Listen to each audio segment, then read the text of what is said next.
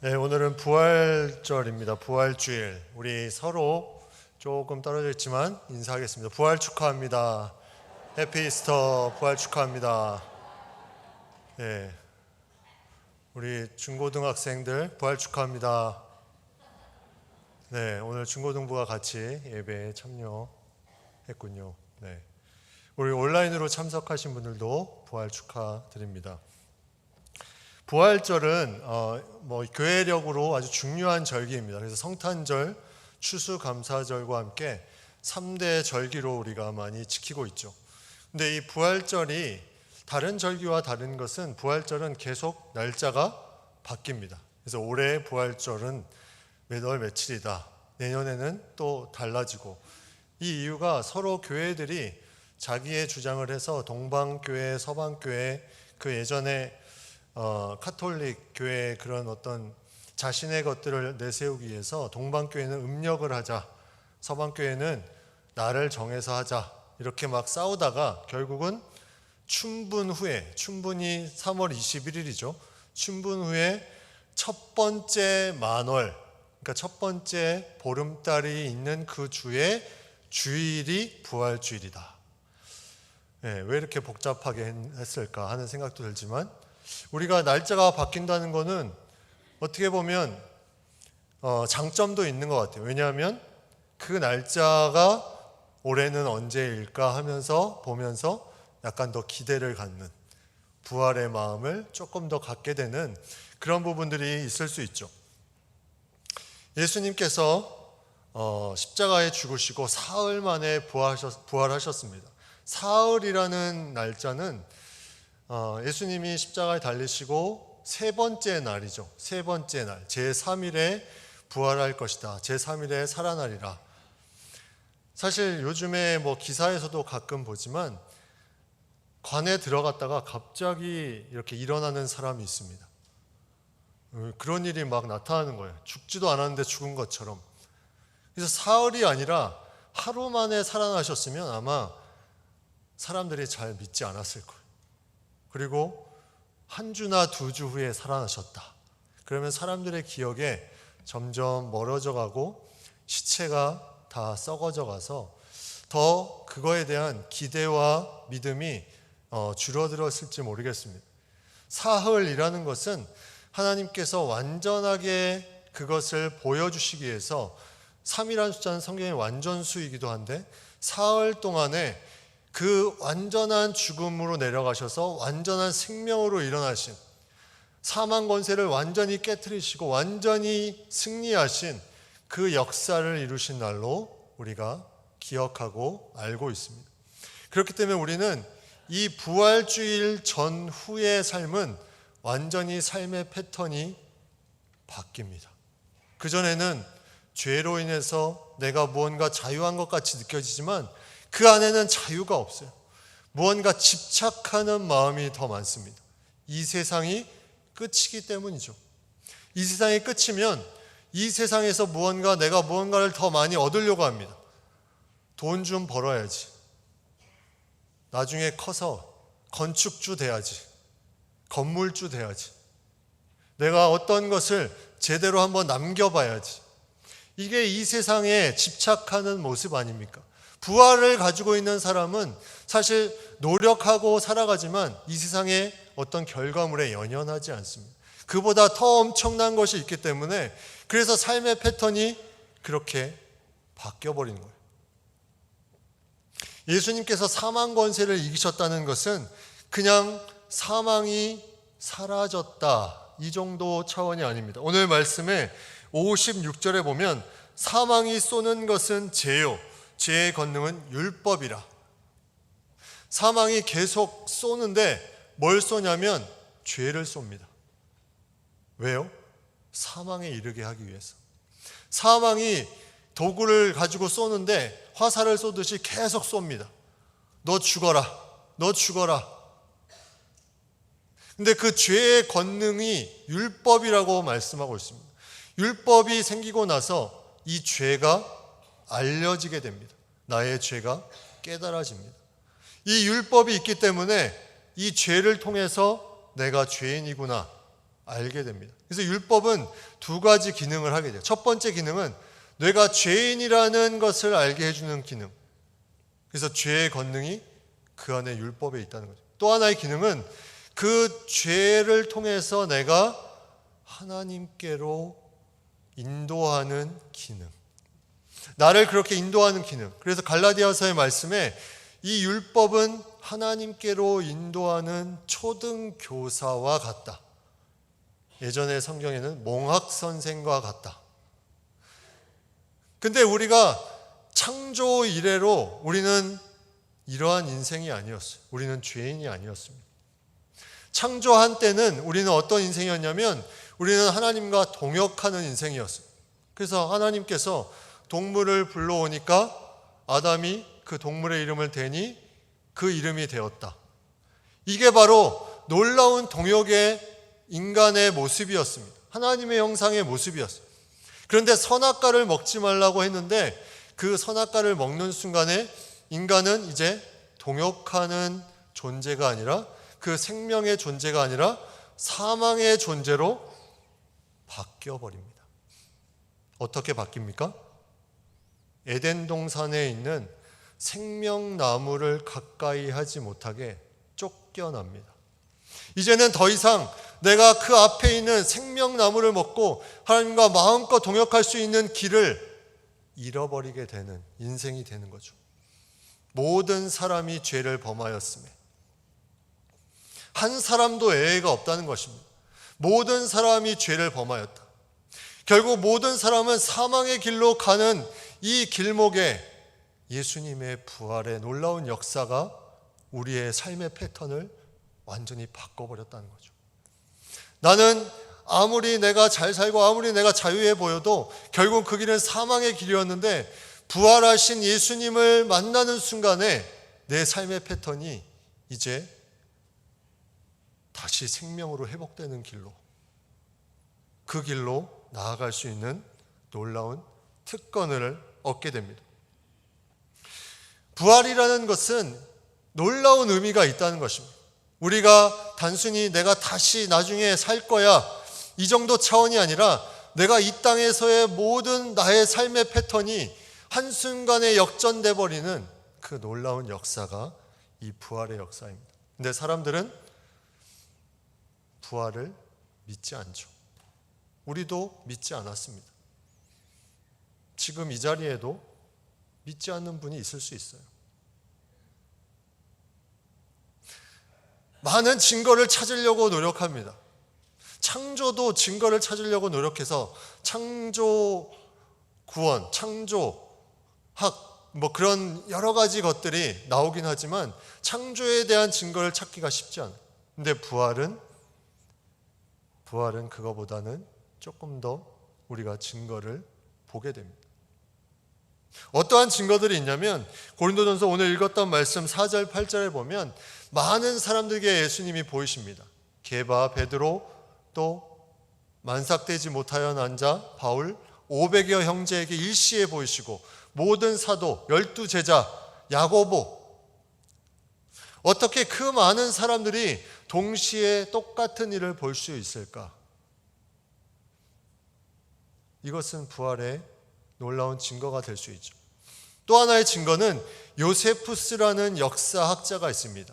예수님이 십자가에 달리시고 승천하신 후에 그가 태어났지만 그가 많은 것들을 역사로 기록합니다. 사실 그는 그렇게 좋은 사람은 아니었어요. 기독교와 관련 있는 사람도 아니었습니다. 그는 유대의 어떤 혁명을 일으키면서 로마에 패배하자 그는 친로마인이 된 사람이에요. 우리가 쉽게 생각하면 친일파가 된 사람이죠. 근데 그가 뭐라고 썼냐면 이렇게 썼습니다. 하나님의 예언자들이 그가 다시 사실 것과 그 밖에 수많은 기적들을 예언한 바와 같이 그가 죽은 지 사흘째 되는 날 그들 앞에 나타났다. 그의 이름은 따라서 그리스도인이라고 불리우는 사람들이 지금도 존재한다. 그렇게 자기의 나라를 등쳐먹고 로마에 붙어서 그가 역사를 연구했던 그 사람이 썼던 내용이 정확하게 부활을 증명해주고 있습니다. 또 18세기, 19세기에 많은 사람들, 많은 명사들이 이런 말을 남겼습니다. 영국의 옥스퍼드 대학 교수와 시인, 교육자, 역사가를 지냈던 토마스 아놀드라는 학자가 이렇게 말했습니다. 나는 지금까지 인류 역사를 통틀어 그리스도의 죽음과 부활에 대한 위대한 증거보다 더 공정하고 충분한 증거에 의해 입증된 사실을 보지 못했다. 충분한 증거가 그 안에 있음을 그가 확신했다는 거죠. 또 영국의 법률가이자 정치인인 에드워드 클라크가 이렇게 말합니다. 나는 법조계에서 일하면서 이와 비슷한 수준의 강력한 증거를 바탕으로 판결을 내려본 적이 없다. 자신이 판결을 내릴 때는 이 부활보다 더 강력한 증거를 얻은 것이 없을 정도로 부활은 확실한 것이다. 여러분, 우리가 부활의 가장 큰 증거를 얻을 수 있는 것, 이러한 많은 것들도 있지만 가장 중요한 것은 내 안에 부활에 대한 기쁨과 감격이 있느냐. 여러분, 우리가 장례식장을 종종 가게 되죠. 장례식장 가면 사람들이 어떻게 합니까? 슬퍼서 울게 되죠. 근데 간혹 가다가 통곡하며 우는 경우를 보게 됩니다. 왜 그렇게 통곡을 할까? 왜 그 이유가 무엇일까요? 가장 중요한 한 가지 이유는 다시 만날 수 없기 때문이죠. 다시 만난다고 생각하면 그렇게까지 통곡하지는 않습니다. 인간적으로는 슬퍼서 울 수는 있지만 그렇게 통곡하면서 우는 장면을 보지 못하겠죠. 그런데 만약에 내가 죽었을 때 누군가 내 주변에 통곡하고 온다면, 내가 죽었을 때 내 주변에 누군가가 다시 못 만나는 그 생각으로 통곡하고 온다면 이게 얼마나 안타까운 일입니까? 고린도전서 15장 19절 20절 말씀을 우리가 보겠습니다. 만일 그리스도 안에서 우리가 바라는 것이 다만 이 세상의 삶뿐이면 모든 사람 가운데 우리가 더욱 불쌍한 자이리라. 그러나 이제 그리스도께서 죽은 자 가운데서 다시 살아나사 잠자는 자들의 첫 열매가 되셨도다.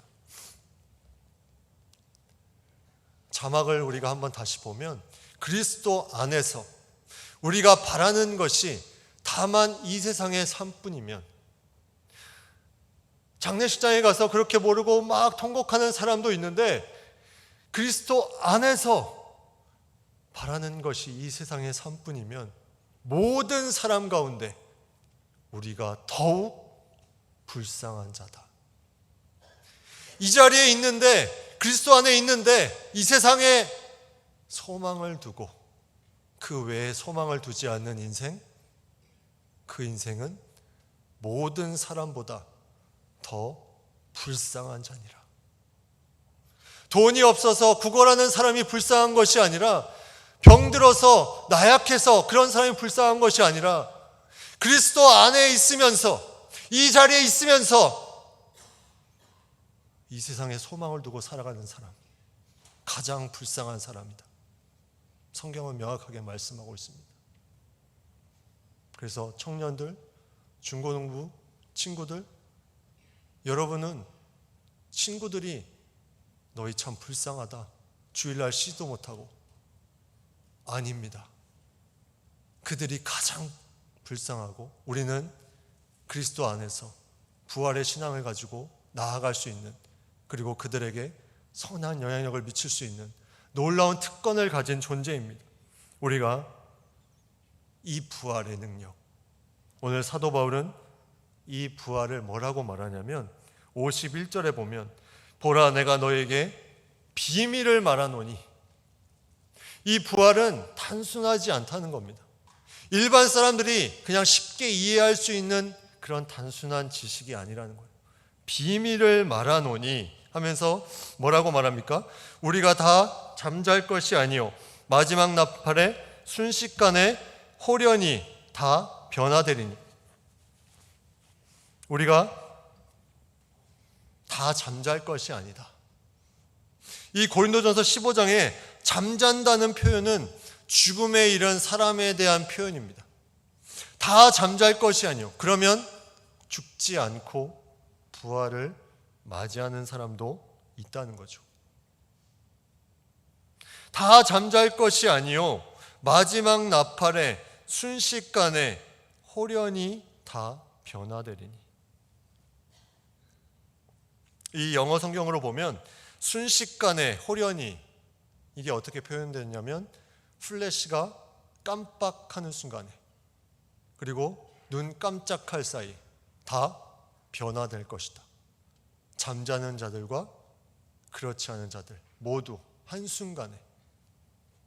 부활의 완성은 마지막 때에 나팔 소리와 함께, 그것이 어떻게 표현될지는 상징적으로 표현한 거겠지만, 그 모든 하나님의 영광 가운데 부활의 완성은 깜빡하는 순간에 모든 사람들이 다 변화되게 된다.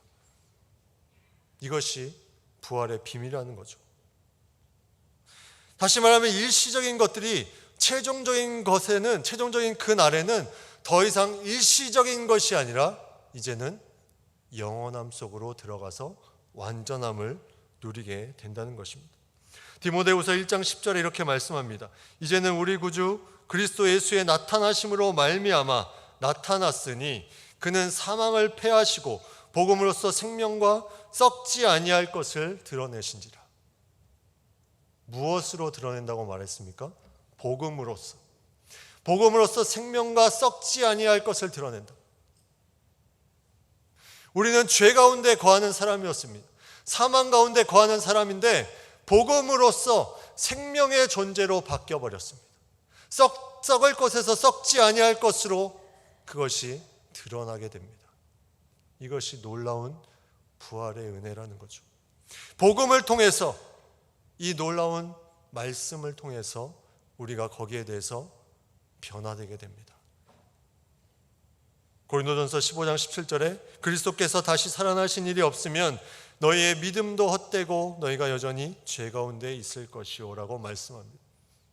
우리가 부활 신앙이 없으면 우리의 믿음이 헛되다는 거죠. 이 세상이 끝이라고 생각할 수 있기 때문에. 그러나 그것이 아니라는 겁니다. 우리가 우리의 몸에 대한 부분들, 우리의 영에 대한 부분들, 부활에 어떻게 변화될 것인가, 어떠한 상태로 갈 것인가, 많은 사람들은 이런 생각을 합니다. 나는 지금 이대로 그냥 있다가 주일만 잘 예배드리고 부활만 하면 돼. 부활만 하면 돼. 신앙생활은 그 정도로 딱 하면 너무나 좋은 것이.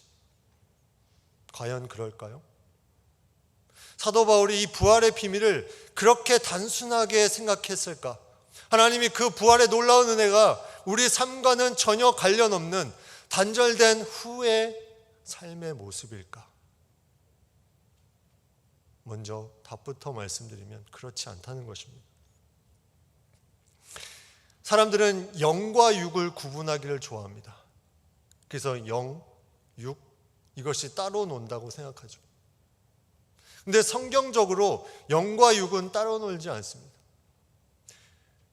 그렇게 생각하면 이 삶과 마지막 부활 때의 삶은 따로 놀지 않습니다. 오히려 타 종교를 가진 사람들이 그 몸에 대한 소중함을 더 소중히 여기는 경우가 있습니다. 정통 유대교는 우리가 장례 때 화장을 많이 하지만 정통 유대교는 화장을 하지 않습니다. 왜냐하면 우리가 받은 이 몸 선물을 그대로 자신이 끝까지 보존해서 드린다고 생각하기 때문에 화장하지 않습니다. 이슬람교 화장하지 않습니다. 불로 심판할 분은 알라밖에 없기 때문에 인간이 인간을 태울 수가 없다는 그 사고 구조를 가지고 있어서 화장하지 않죠. 그리스 정교회, 많은 정교회들이 있지만 그 중에 정교회들 대부분이 화장하지 않으려고 합니다. 최근에 기사에 보면 그리스에서 정치권과 종교계에서 싸움이 붙었어요. 땅이 없으니까 매장을 하지 말고 화장을 해야 된다. 근데 그리스 종교에는 뭐라고 합니까? 너희 매장하면 우리는 장례 안 치러줄 거야. 이들의 생각, 공통적인 생각이 무엇일까요? 몸이 의미가 있다는 것입니다. 그러면 기독교는 어떻습니까? 기독교는 지금 있는 몸이 전혀 아무런 의미가 없는 것일까요? 우리가 사도신경에 계속 고백하는 내용이 있습니다. 몸의 부활과 영생을 믿습니다. 몸의 부활과 영생을 믿습니다. 그 몸의 부활은 무엇일까요? 오늘 읽은 말씀을 우리가 같이 보면 53절, 54절에 우리가 한번 볼 수 있습니다. 이 썩을 것이 반드시 썩지 아니할 것을 입겠고 이 죽을 것이 죽지 아니함을 입으리로다. 54절, 이 썩을 것이 썩지 아니함을 입고 이 죽을 것이 죽지 아니함을 입을 때에는 사망을 삼키고 이기리라고 기록된 말씀이 이루어지리라. 자, 여기서 중요한 단어가 하나 나옵니다. 그 단어는 바로 입는다. 여기서 입는다는 말은 특별한 단어를 쓰고 있지 않습니다. 그냥 옷을 입는다의 그 입는다예요. 무엇을 입을까? 무엇을 마실까? 염려하지 말라. 그 입는다와 똑같은 단어를 사용하고 있습니다. 그러면 우리가 옷을 입을 때 어떻게 입습니까? 내 몸뚱아리 없이 입습니까?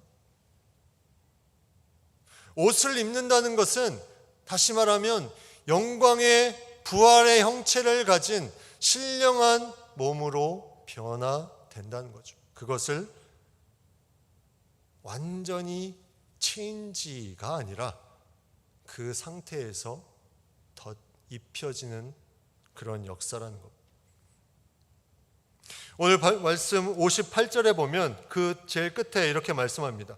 너희 수고가 주 안에서 헛되지 않은 줄을 알미니라. 왜 고린도전서 15장에는 부활에 대해서 그렇게 많이 얘기하면서 결국 마지막에 하고자 하는 말은 너희 수고가 주 안에서 헛되지 않은 줄을 알미라. 왜 이 얘기를 했을까? 이 땅에서의 삶, 부활과 아주 깊이 연결이 된다는 거죠. 부활은 OX가 아닙니다. 너 O, 너 X가 아니라는 거죠.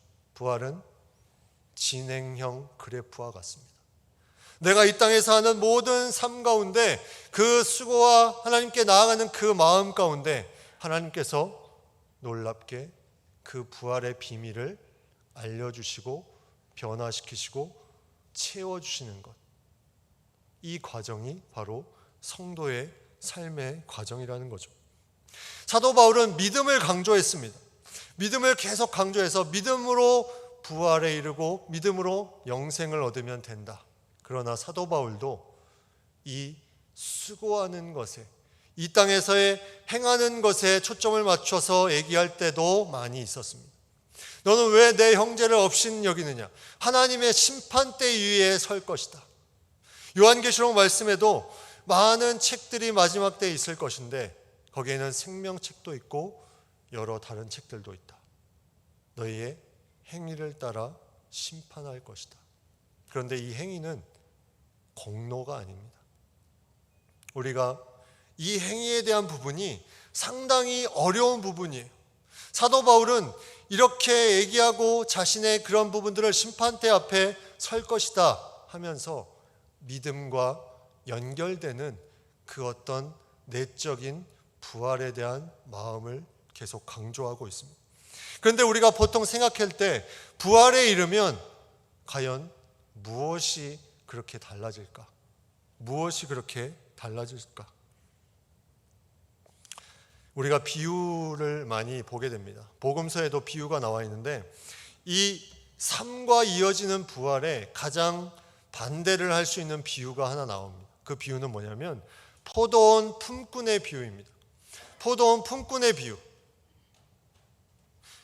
포도원 집주인이 많은 품꾼을 포도원에 오라고 합니다. 이른 아침에 제3시에, 제6시에, 제9시에, 제11시에.